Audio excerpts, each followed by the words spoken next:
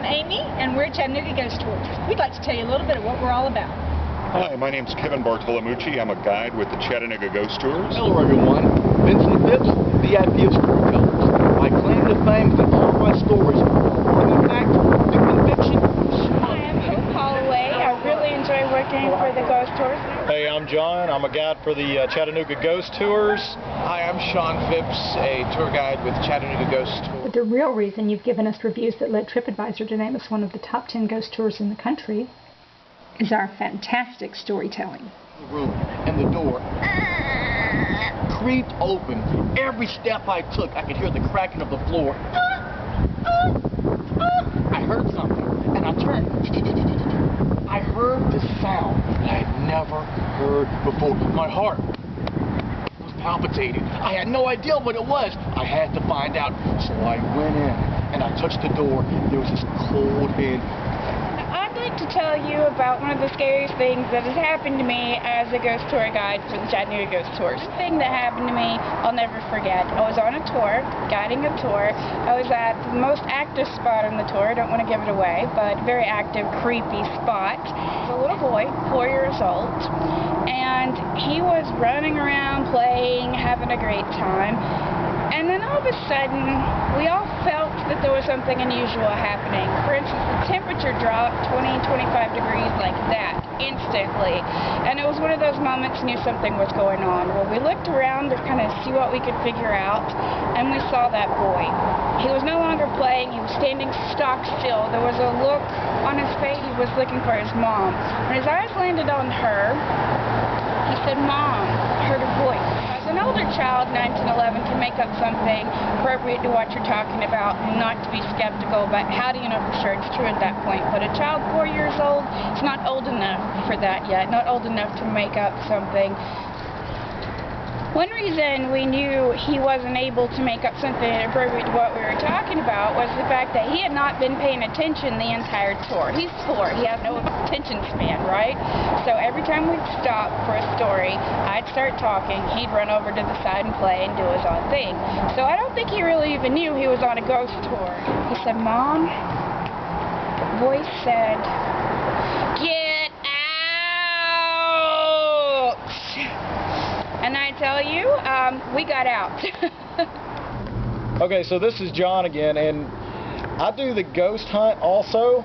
And what we do on the ghost hunt is, instead of just walking around town and hearing stories, the ghost hunt is much more of an experience. We go through the UTC campus, and then we go into Citizens Cemetery in the middle of the night. We have seen full-bodied apparitions. I'm talking, this looked like people walking through the cemetery in front of us, and they vanished in front of not just me, but the group that I was with. There have been several times I had to calm people down because it looked so real. They said that person just disappeared. I'll tell you guys a little story, a little interesting thing that happened on one of my tours. There's a parking garage downtown off of Broad Street, and we stopped down there and I tell a story about underground Chattanooga. My group was about 8 13-year-old girls. It was a birthday party. And these girls were just enthralled with everything I was telling them, and they were just loving it. So we go into this parking garage, point out one of the corners where stuff has happened before. So immediately it was the opposite end of the parking garage. Boom, the girls take off, and they run over there. And I follow them, and I go into this corner, and while I'm standing there, all of a sudden I feel a cold spot, and I go, I feel a cold spot right here. And immediately cameras come out, and their phones come out, click, click, click, everybody's taking photos. And there were 6 pictures taken, all from different angles, and in every one of those pictures, orbs. One on each side of my head. Like I said, from different angles, so it couldn't have been a reflection.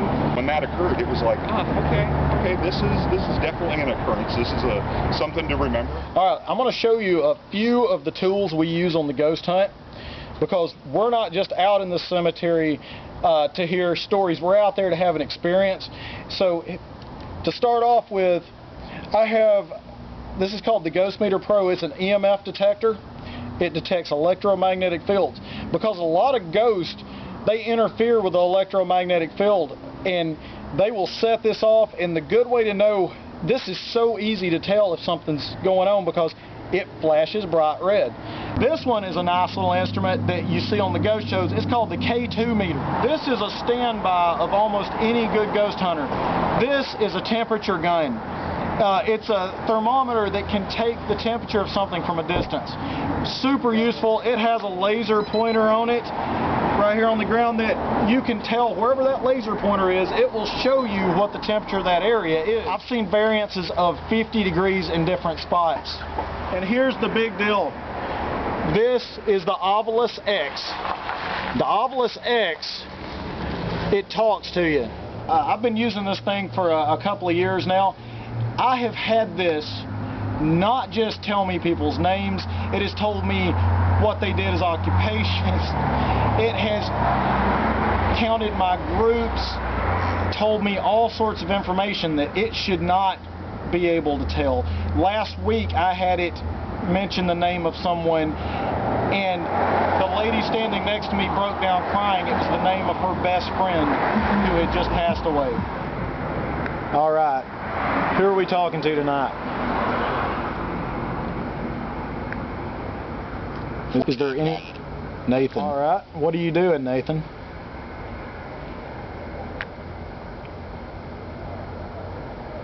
Because I can. What was that?